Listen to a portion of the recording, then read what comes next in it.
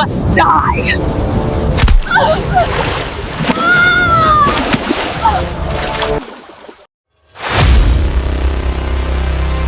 In the quiet village of Ọgbaru, two sisters were born just 2 seasons apart. Nneka, the elder, was the type of beauty that did not shout, it whispered. Her beauty came from her spirit, soft, wise, and gentle. And then came Obianuju, stunning and bold, with the kind of beauty that demanded attention. But beauty is not the problem. It is the heart behind the beauty that shapes destiny. From the day both sisters could walk through the village square, praise rained on Nneka like early morning dew. Mothers pointed at her and said, "See that girl. God molded her with his left hand." Young men followed her with their eyes. Old men blessed her each time she passed. And each compliment that touched Nneka's name struck Obianuju like a hidden knife. She would smile in public, but in her heart she asked, "Why not me? Why always her? Am I not beautiful too?" And jealousy is like smoke. It enters the nose before anyone knows the house is on fire. Still, Nneka and Uju grew together like twins. They braided each other's hair, shared secrets at night, cooked beside their mother, laughed at the same jokes. But while Nneka's laughter came from joy, Uju's laughter came from comparison. When they became young women, suitors began to arrive from far and near.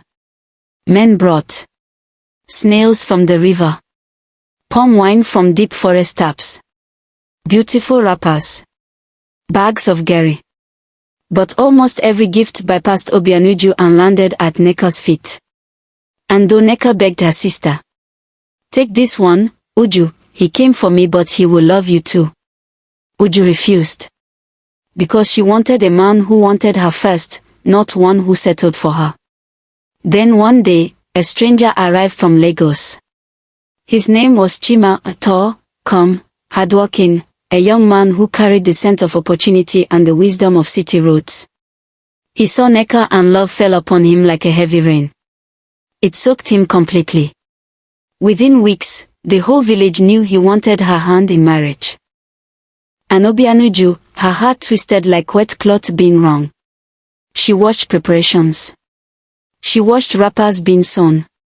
She watched her sister glow. And the demon called envy whispered, "See her, she will leave you behind, she will rise while you remain." But Nneka, unaware of the storm in her sister's heart, embraced her and said, "Uju, when I get to Lagos, you will visit me. My home will be your home. I will make sure you enjoy life in Lagos. I will never forget you."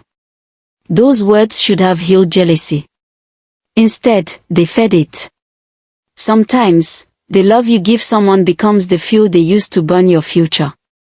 Nneka married Chima and moved to Lagos. Life in Lagos was different for her. The first few months were filled with hustle and laughter. She called her sister often. "Uju, Lagos is tough but sweet. Come and stay with us for a while. See life outside the village." Obianuju finally agreed. But the day she packed her bags, jealousy followed her like a shadow. When she arrived in Lagos, the city overwhelmed her, the bridges, the lights, the water that never ended. Her sister welcomed her with open arms. She cooked her best meals, bought new clothes for her, introduced her to neighbors, showed her the markets, the buses, the long roads. But Uju's eyes were not on the city. Her eyes were on her sister's marriage. She saw the love between Nneka and Chima.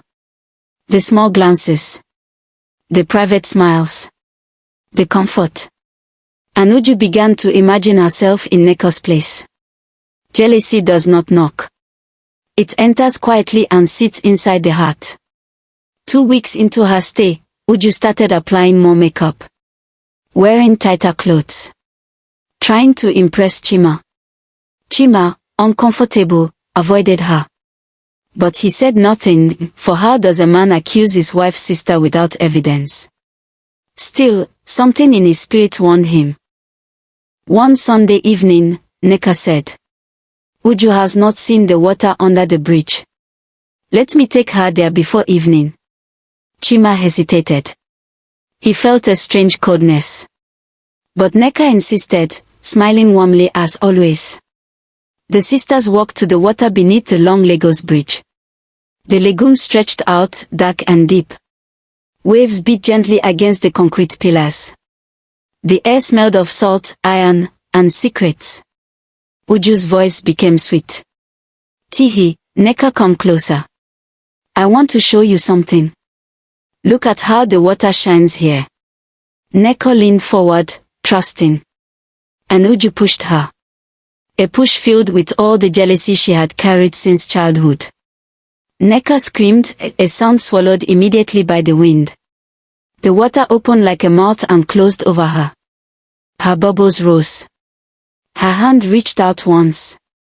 Then silence. Obianuju stood shaking, not with sorrow, but with the shock of what she had done. She whispered to the water. No one will know. No one will ever know. Everything she had will now come to me. But what she did not know was that someone did know. A fisherman, sitting silently on a broken canoe a distance away, had seen everything. He covered his mouth and trembled.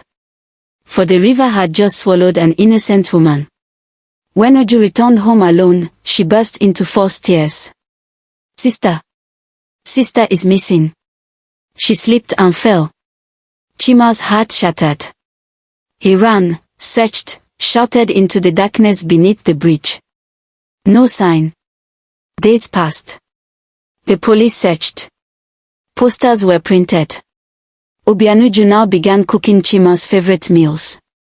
Wearing her sister's clothes. Sitting too close. One night she whispered. Chima, you deserve someone who won't leave you. Chima stepped back, shocked. What are you saying? Your sister is missing. But Obianuju smiled sadly, almost seductively. She is gone. Lagos water has taken her. But you are still here. Chima watched her closely.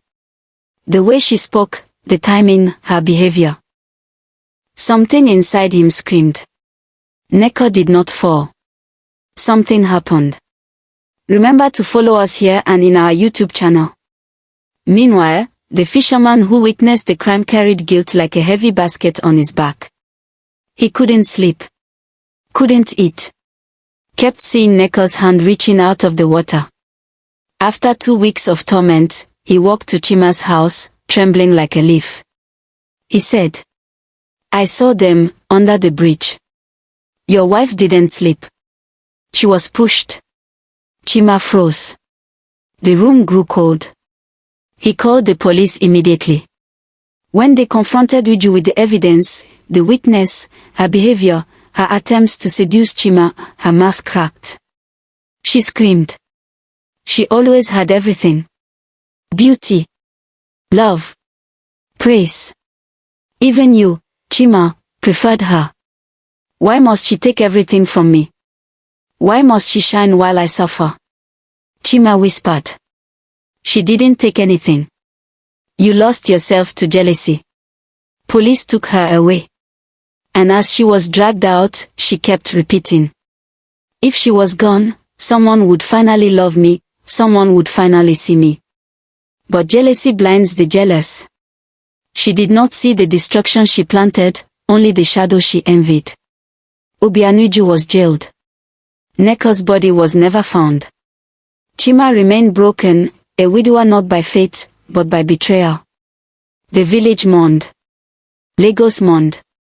Even the fisherman cried each time he passed the bridge.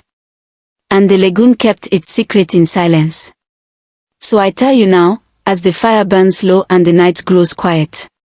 Jealousy is a spirit. If you invite it into your heart, it will eat you slowly from the inside. Envy does not destroy its target. It destroys its owner. If Obianuju had celebrated her sister. If she had loved instead of competed. Both sisters might still be laughing under the Lagos sun today. But the river remembers. The bridge remembers.